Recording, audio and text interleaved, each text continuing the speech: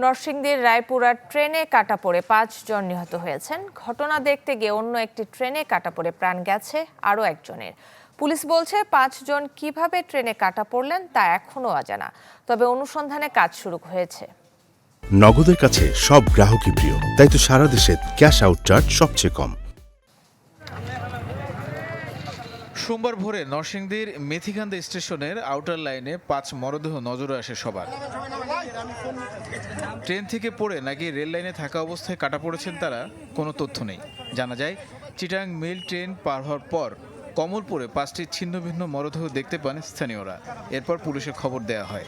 আনুমানিক ১০-১৫ ফিট পরে একটা বডি, এরপরে থেকে বিচ্ছিন্নভাবে আরও 3টা বডি বিভিন্ন জায়গায় ছিটানো কাটা, তারপর লাস্ট 2টা বডি আরও পিছনে দেখতে আসছে যে কিছু লোক বলে যে নাকি মাইরা ভালা খেয়ে দিয়েছে, আবার শুনি যে রেলগাড়ি নিচে করে মরছে। কখন কিভাবে ট্রেনে কাটা পড়ে মারা গেছেন তা জানা যায়নি। পুলিশ বলছে সার্বিক বিষয়ে তদন্ত চলছে।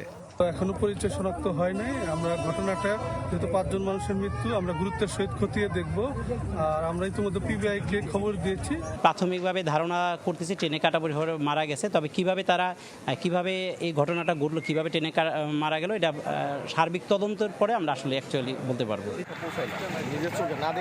এদিকে দুর্ঘটনাস্থল দেখতে যাওয়ার সময় অন্য একটি ট্রেনে কাটা পড়ে মারা গেছেন আরও একজন। Desk report, channel 24।